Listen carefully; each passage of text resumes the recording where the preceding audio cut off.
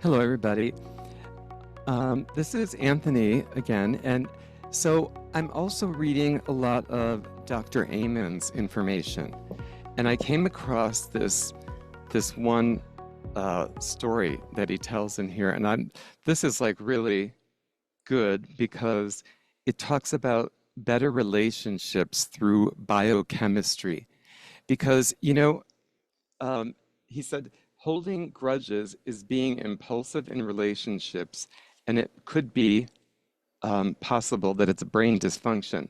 He's had this couple come to him and for marital counseling, and he was the fifth therapist that they've been to.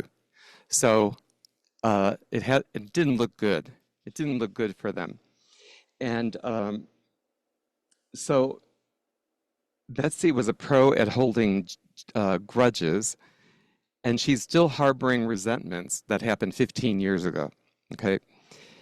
Bob is one of these people who's a sharpshooter and knows exactly what kinds of bad things to say to upset her, and every time she gets calmed down. So he said they were such a difficult couple that after what did he say? After 6 months of trying to help them, he was ready to tell them, maybe you need to get a divorce. And I thought that was really interesting but he said, he didn't want to be a failure, but he said he tried, but, he said, instead of telling him to get a divorce, he instead started to scan their brains with the scans to see what actually their brains look like. And Betsy's scan revealed she was overly active in her anterior cingulate gyrus, and finding that can cause people to get stuck on negative thoughts, be stubborn and argumentative.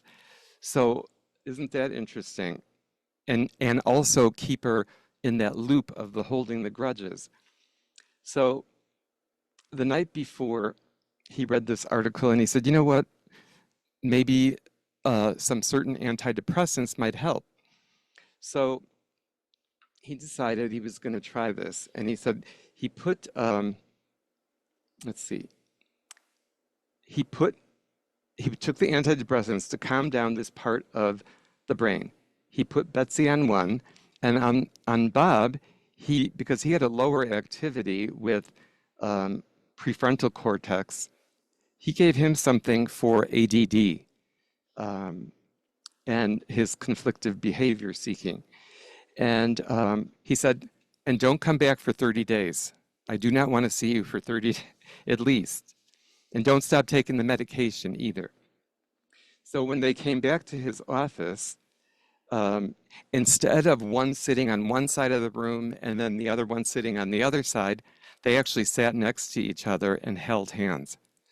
So he said he was amazed that that this had been what just from giving them the medication. So, and he said, and this has been 32 years ago since he's done that. So you know what? What you have to realize is sometimes it does boil down to medication and looking at the brain and knowing that, everybody's brain is different. We all respond to things differently. And, it's just not an either or a black and white. So if you're having problems with relationships in your life or other areas that you just feel like it's not working, then maybe it's much more than what you even think. And there are other ways to deal with all of this.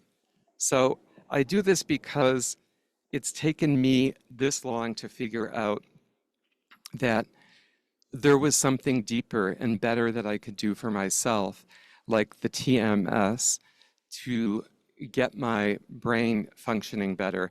And not only have I done it once, I've had to do it a second time, because people that have more resistant depression issues need to maybe do it again. So I've done it, and I'm using some other support with that. So, and I'll talk about that another time. But anyway, thank you for listening. Have a wonderful day. And if you liked what you heard, subscribe, and give me a thumbs up. And if you didn't and you liked it, pass it to someone who might benefit. Thank you. Bye-bye.